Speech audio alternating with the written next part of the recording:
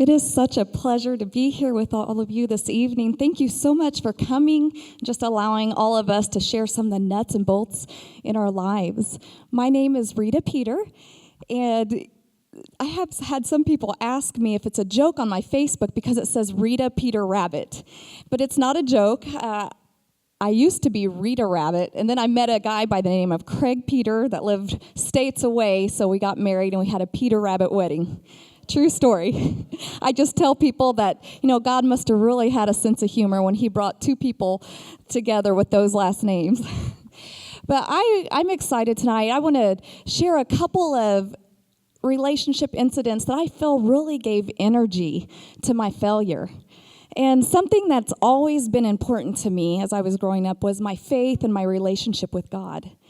And I wasn't one of those kids that mom had to say, come on, get up, get out of bed, it's Sunday morning, let's go to church.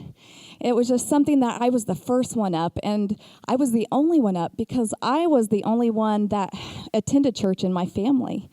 And so I know a lot of times because church was about the only thing that I really lived for, when I got in trouble, I was grounded from church.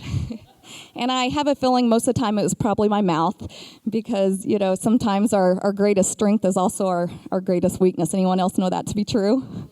And so, but one of the incidents that happened was when I was 6 and 7 years old.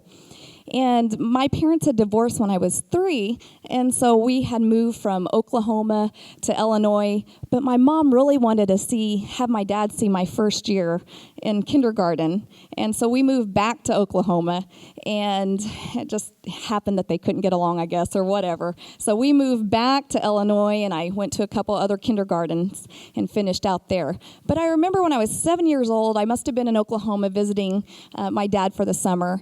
And I remember that there was a couple of cousins that was talking to me, and they were telling me about how their uncle had been sexually abusing them. And I just remember that I was being very quiet. And so I go back home, and I go back to Illinois to where my mom is, and it happened again, but this time it was on the other side of the family. And my cousins were talking about our uncle and what he had done to them. And then I remember they asked me the question, they said, "Is he doing that to you too?" And I don't remember what my response was, but I do remember this. I remember all the memories flooding in my mind, and I remember thinking about the secret I was supposed to be keeping. I remember every dark room that I was taken into, and I remember all the different positions, and especially a trip down a country road where no one would find us. Memories that a 7-year-old little girl should never have. And as the story would go, one of the adults in the family walked in and caught him in the act on one of my cousins, and he went off to prison.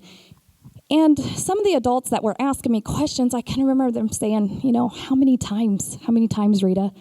And as a little girl, I just remember thinking 30 in my mind, but thinking I can't say that because evidently this wasn't supposed to have happened. So I just said 10. And eyebrows went up, and that was the most that I ever remember it being talked about.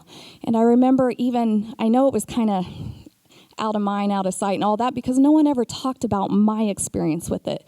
And I was even taken to prison and sitting on his lap to tell him I loved him, to visit him. And so I walked all through life, and I carried this secret into my adulthood. But everything was good because at the age of 12 is when I started going to church. And then I had God, so I could tell God all my secrets, and I did. And he brought me through and gave me strength. And so you go on, and we take you back or down up to about 23 years old. By this time, I had graduated high school from a suburb of St. Louis, and I was living back in Oklahoma, came to live with Dad to go to college. And so I was working full-time, going to school full-time, and I'm thinking, the biggest of my hurts are probably over. That's what I thought, and what else could happen? But it did. And this time it was by someone that was so close to me. And what had happened was, without all the tons of details that go with it, is I had stepped into a conversation just to stick up for a child that I didn't think should be getting in trouble. I was trying to clarify the picture of what was going on, only to find punches and kicking being served to me.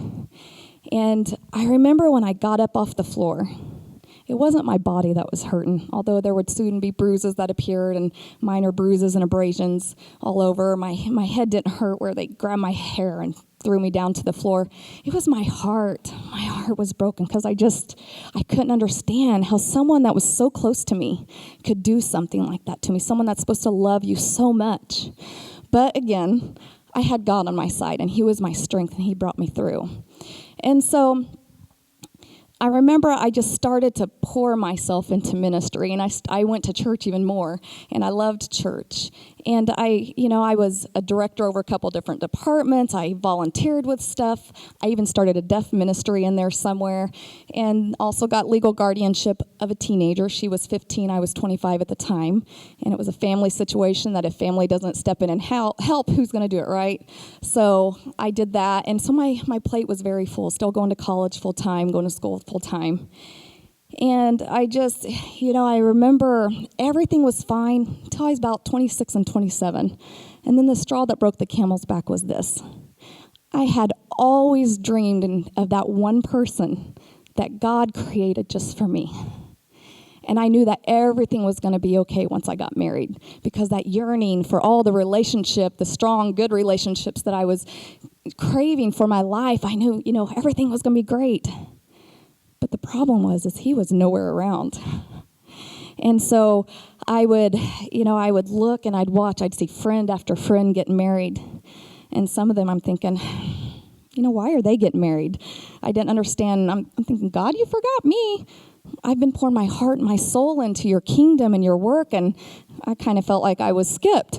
And I remember one time I went to a wedding and I was crying. I was having a hard time with it. It should have been tears of joy, and I was hoping no one saw me. But I was getting bitter, and I didn't understand. I was like, So here I am, about 26, 27, and I was bitter and mad at God. And I remember one day I was at work, and I was sitting at my desk, and I was thinking, again, just about everything, how things played out. By this time, I had given some other relationships a shot that didn't work out. And I remember thinking, well, I'm not talking to God anymore. I was mad. I was still mad. I had quit praying. I'd stepped down from different ministries and quit serving as much, and I wasn't going to do that again. But I had told you a little bit earlier, I'd started a deaf ministry, so I knew how to do sign language. So I thought, well, I'm going to tell God exactly how I feel, and I'm going to tell him in sign language. That's a little, it's not really talking to him, even though deep inside of me there was just that yearning just to talk to him. Of course, I had already yelled at him in prayer because I was mad at him. And anyway, so I was sitting there, and so I know sign language. And by the way, at this time in my life, I had a deaf friend that she was living with me as well, along with the teenager. And I'll tell you what, you want to talk about culture shock. When in the middle of the night you hear shh, she would walk all the way to the bathroom with her arm against my hallway. And it was waking me up, but she was okay. She didn't know she was waking up the whole house or shutting the cabinet to get a drink and everyone jumping in their skin. But those were some fun times. But back to being mad at God. I remember I was walking to the bathroom, and there was no one in the bathroom. It was just me and God, and I shut that door, and I locked it. And if you could have had vocals with what I told him that day, it would have went something like this. God, you forgot me. You forgot me. You blessed everyone but me. You blessed all my friends. You forgot me. You promised that you would give me a husband, and you didn't. You are the one that caused all those awful things to happen with my family. It was you. You didn't even protect me. You weren't there then, and you're not here now with me. You forgot me. Why? Why did you forget me? And I was mad. I was mad at God. And I started to blame him. I blamed him for everything. Every relationship that I poured my heart and soul to with men that I should have never been with, had no business being with, I blamed him. I blamed him for all the good men that I didn't end up with, that I thought I should deserve them to be married to. And I was mad that he took away everything out of my life. And so I blamed him. I blamed him for no prayer life. I blamed him for losing my ministry. I blamed him mostly for just being lonely and he not taking care of me like he promised. And one thing that I had always been good at was keeping Ephesians 4:26 that said, be angry and sin not. But I failed him. I failed miserably. I failed him, I failed myself, and I wasn't true to him or myself. Thank you for allowing me to share tonight.